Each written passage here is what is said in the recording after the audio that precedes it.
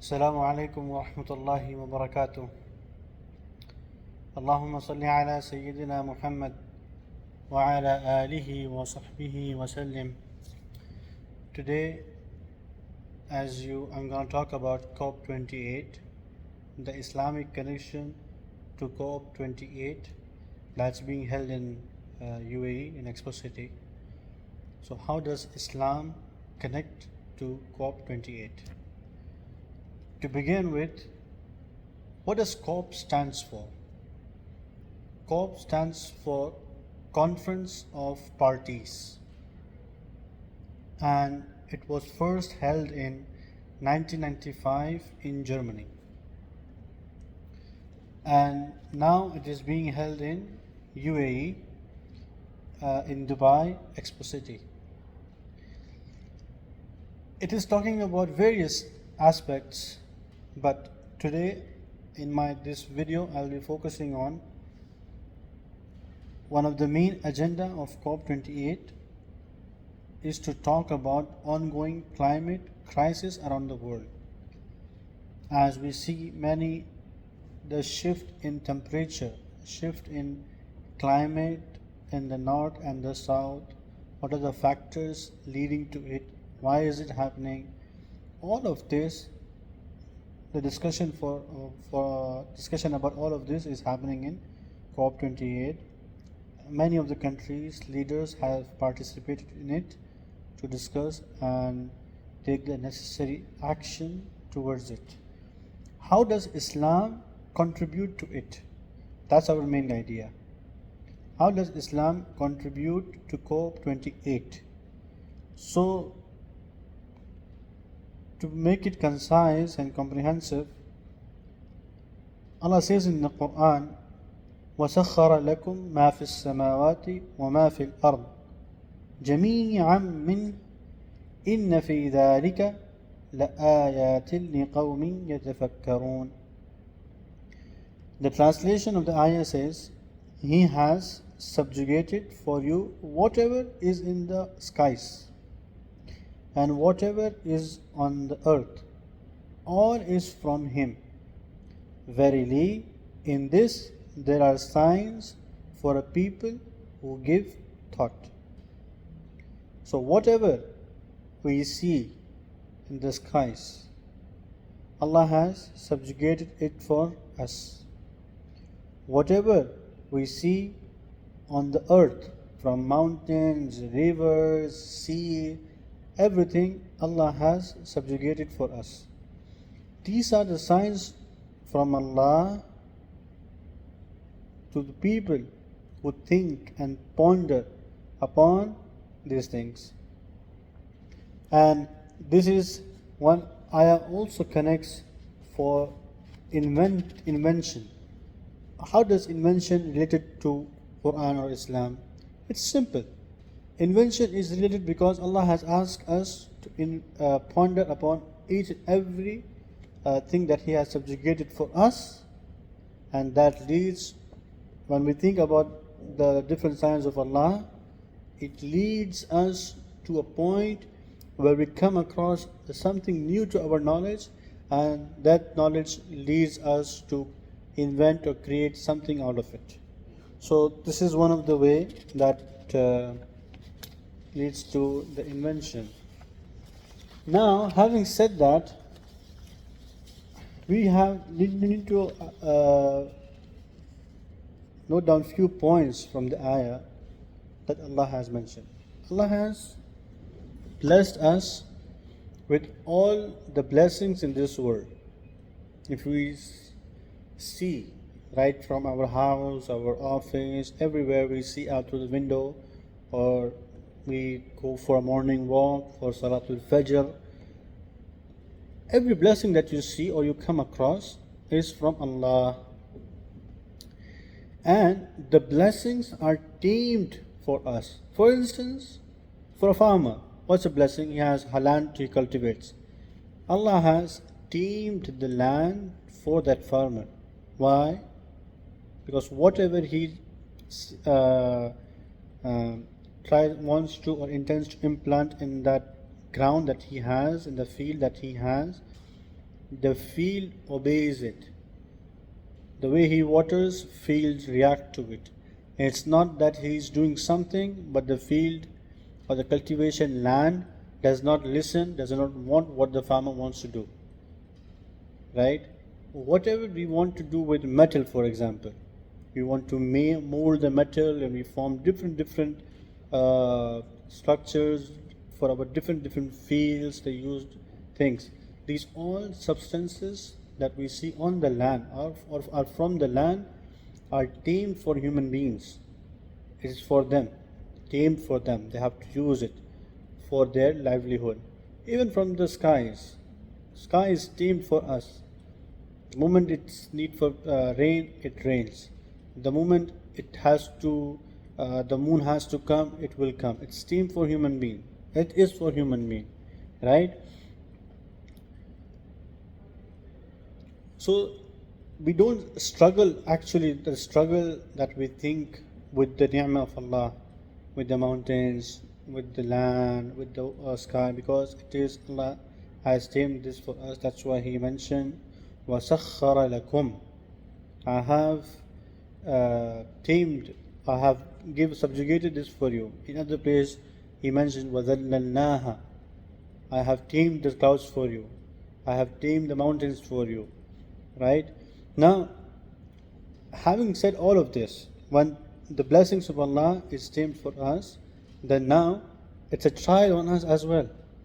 In one of my videos I have mentioned that the trials for a human being are on two different pillars.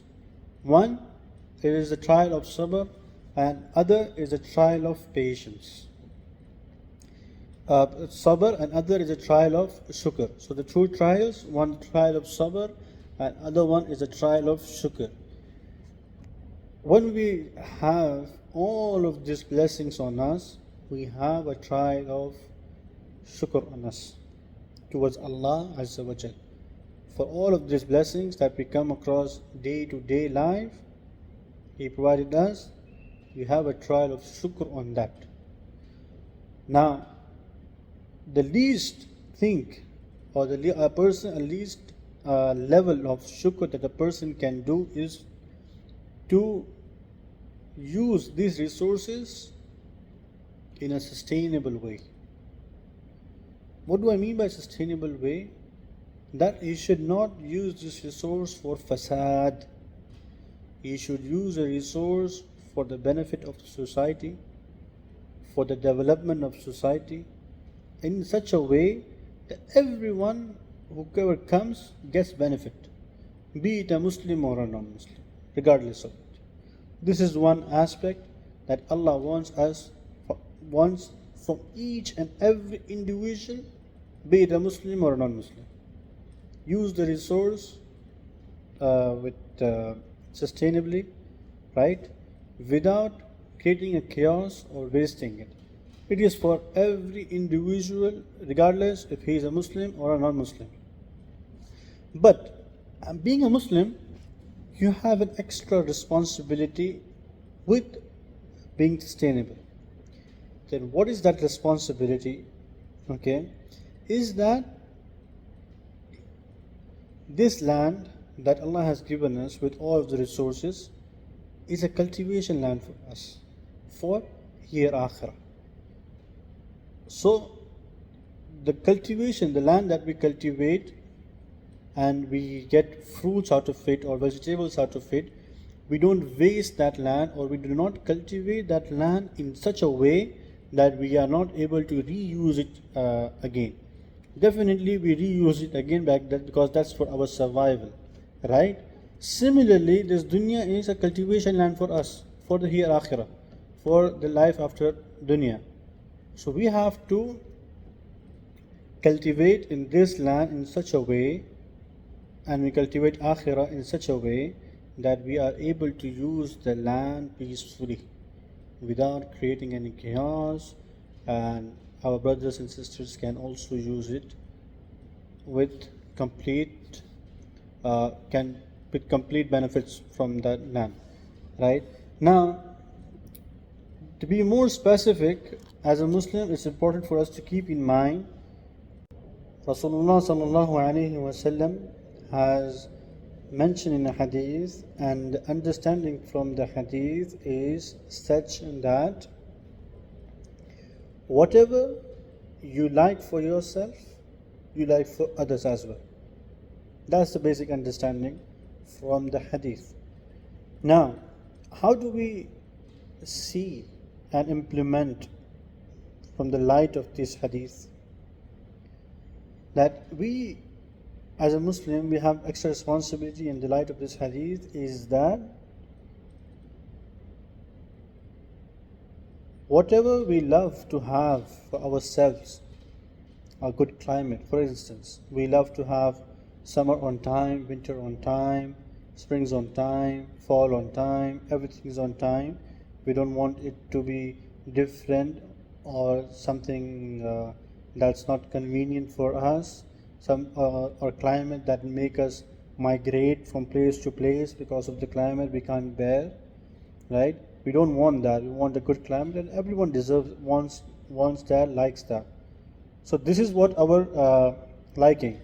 We should also like the same for our other brothers and sisters who are residing in other part of the country or other part of the world, for instance, right? So keeping that in mind, we need to utilize our resources as well. That if I'm utilizing this resource that Allah has blessed me with in a manner that's not sustainable, in a manner that's going to affect the climate in so and so region or climate in general of the world, that means I'm requiring for myself so and so luxury climate, but at the same time, the consequences of it is disrupting my brother's brother's life, or brother what he wants, or my sister what she wants in the other part of the world. So as a Muslim, I have two responsibilities now.